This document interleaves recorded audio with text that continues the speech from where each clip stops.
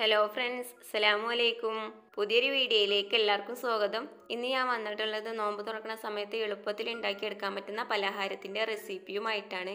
അപ്പോൾ നമുക്കിത് ഉണ്ടാക്കുന്നത് എങ്ങനെയാണെന്ന് നോക്കാം. പലഹാരം ഉണ്ടാക്കാനായിട്ട് ആദ്യം ഇതിലേക്കുള്ള മാവൊന്ന് കുഴച്ചെടുക്കണം. അതിന് വേണ്ടിയിട്ട് ഒരു പാത്രത്തിലേക്ക് 1 കപ്പ് മൈദപ്പൊടി ഇട്ട് കൊടുക്കുകയാണ്.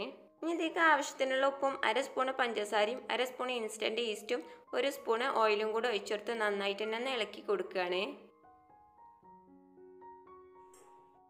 ഇനി ഇതിലേക്ക് ചെറിയ ചൂടുള്ള പാല് കുറേശ്ശെ ഒഴിച്ചെടുത്ത് നമ്മൾ ചപ്പാത്തിക്കൊക്കെ മാവ് കുഴച്ചെടുക്കൂലേ, അതുപോലെ ഒന്ന് കുഴച്ചെടുക്കണം. ഇനി പാലില്ലെങ്കിൽ ചെറു ചൂടുള്ള വെള്ളം ഒഴിച്ചെടുത്ത് കുഴച്ചെടുത്താലും മതി. അപ്പോൾ പാലാകുമ്പോൾ ഒന്നും കൂടി ടേസ്റ്റി ആയിരിക്കും നമ്മളെ പലഹാരത്തിന്.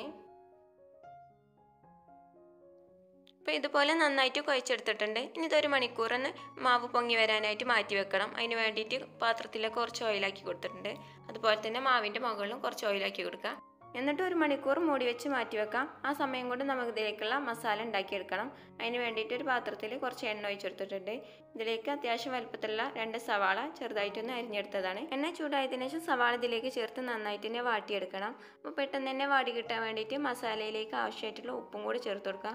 ഉപ്പ് ചേർത്താൽ പെട്ടെന്ന് തന്നെ സവാള വാടി കിട്ടും. സവാള നന്നായിട്ട് തന്നെ വാടി വന്നിട്ടുണ്ട്. ഇനി ഇതിലേക്ക് 1 സ്പൂൺ വെളുത്തുള്ളി ഇഞ്ചി ചതച്ചത് ചേർത്ത് കൊടുത്ത് ഇതിൻ്റെ പച്ചമണം മാറുന്നത് വരെ ഒന്ന് ഇളക്കി കൊടുക്കുക. വെളുത്തുള്ളിൻ്റെ ഇഞ്ചിൻ്റെ പച്ചമണം മാറിയതിനു ശേഷം ഇതിലേക്കുള്ള മസാലപ്പൊടികൾ ചേർത്ത് കൊടുക്കുക. എരിവിന് ആവശ്യമായിട്ടുള്ള 1 സ്പൂൺ കുരുമുളക് പൊടി. അപ്പോൾ കുരുമുളക് പൊടി നിങ്ങളെ ഇഷ്ടത്തിനനുസരിച്ച് കൂട്ടിയിട്ടോ കുറച്ചോ ചേർത്ത് കൊടുക്കുക. പിന്നെ 1/4 സ്പൂൺ മഞ്ഞൾപ്പൊടിയും കൂടി ചേർത്ത് ഇതിൻ്റെ പച്ചമണം മാറുന്നത് വരെ നന്നായിട്ട് തന്നെ ഇളക്കി കൊടുക്കുകയാണ്.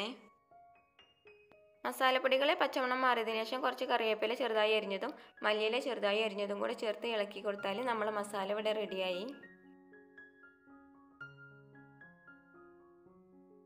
ഇപ്പോൾ 1 മണിക്കൂറിന് ശേഷം നമ്മളെ മാവ് നല്ലോണം പൊങ്ങി വന്നിട്ടുണ്ട്. ഇനി നമ്മൾ ചപ്പാത്തിക്കൊക്കെ മാവ് ഉരുട്ടിയെടുക്കൂലേ, അതുപോലെ ഒന്ന് ഉരുട്ടിയെടുക്കുകയാണ്.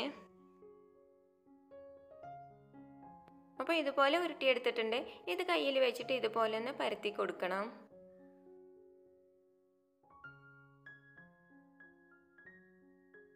അപ്പോൾ ഇത്രയും വലുപ്പത്തിലായിട്ടാണ് ഞാൻ പരത്തിയെടുത്തിട്ടുള്ളത്. ഇനി ഇതിൻ്റെ നടുവിലായിട്ട് നമ്മൾ ഉണ്ടാക്കി വെച്ച മസാലയിൽ നിന്ന് കുറച്ച് വെച്ച് കൊടുക്കുകയാണ്. അതിൻ്റെ നടുവിലായിട്ട് ഒരു കാടമുട്ടയും കൂടെ വെച്ച് കൊടുക്കുകയാണ്. എന്നിട്ട് ഇതുപോലെ ഒന്ന് ഒട്ടിച്ച് കൊടുക്കണം. അപ്പോൾ ഒട്ടിച്ച് കൊടുക്കുമ്പോൾ നല്ലോണം ഒട്ടിച്ച് കൊടുക്കണം കേട്ടോ, അല്ലെങ്കിൽ നമ്മൾ എണ്ണയിലേക്ക് ഇടുമ്പോൾ പൊട്ടിപ്പോരും. അപ്പോൾ നന്നായിട്ട് ഒട്ടിച്ച് കൊടുത്തതിൻ്റെ ശേഷം ഇതുപോലെ ഒന്ന് ഉരുട്ടിയെടുക്കണം. ഉരുട്ടിയെടുത്തതിൻ്റെ ശേഷം ഇതുപോലെ ചെറുതായിട്ടൊന്ന് പരത്തി കൊടുക്കുകയാണ്. അപ്പോൾ ഇങ്ങനെയായിട്ടുണ്ടാവുക. ഇനി ഇതിൻ്റെ മുകളിൽ കുറച്ച് എള്ളാക്കി കൊടുക്കാൻ വേണ്ടിയിട്ട് ഒരു പാത്രത്തിൽ കുറച്ച് വെളുത്ത എള്ള എടുത്തിട്ടുണ്ട്. എള്ളയിൽ ഈ മാവൊന്ന് ഉരുട്ടിയെടുക്കുകയാണ്. അപ്പോൾ നമ്മൾ കഴിക്കുന്ന സമയത്ത് ഇത് ഇടയിൽ ഇങ്ങനെ കടിക്കുമ്പോൾ നല്ല ടേസ്റ്റി ആയിരിക്കും കേട്ടോ. അപ്പം ബാക്കിയുള്ളത് മുഴുവനും ഇതുപോലെ ഒന്ന് ചെയ്തെടുക്കുകയാണ്. എള്ളയിൽ ഇതുപോലെ ആക്കണം നിർബന്ധമൊന്നുമില്ല കേട്ടോ, നിങ്ങളെ കയ്യിൽ എള്ളുണ്ടെങ്കിൽ ചെയ്താൽ മതി. അപ്പോൾ മുഴുവനും ഇതുപോലെ ചെയ്തെടുത്തിട്ടുണ്ട്. ഇനി ഇത് പൊരിച്ചെടുക്കാൻ വേണ്ടിയിട്ട് എണ്ണ നല്ലോണം ചൂടാക്കിയിട്ടുണ്ട്. മീഡിയം തീയിലിട്ടിട്ട് വേണം കേട്ടോ എണ്ണ ചൂടാക്കാൻ.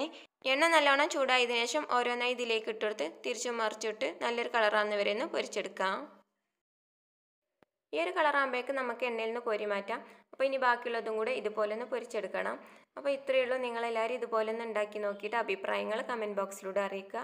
നിങ്ങൾക്ക് എൻ്റെ റെസിപ്പി ഇഷ്ടപ്പെട്ടാൽ സബ്സ്ക്രൈബ് ചെയ്യുക, ലൈക്ക് ചെയ്യുക, നിങ്ങളുടെ ഫ്രണ്ട്സിനും ഫാമിലിക്കും കൂടി ഷെയർ ചെയ്ത് കൊടുത്ത് സപ്പോർട്ട് ചെയ്യുക. ഇൻഷാ അല്ലാഹ് അടുത്ത വീഡിയോ ആയിട്ട് വരുന്നത് വരേക്കും അസ്സലാമു അലൈക്കും.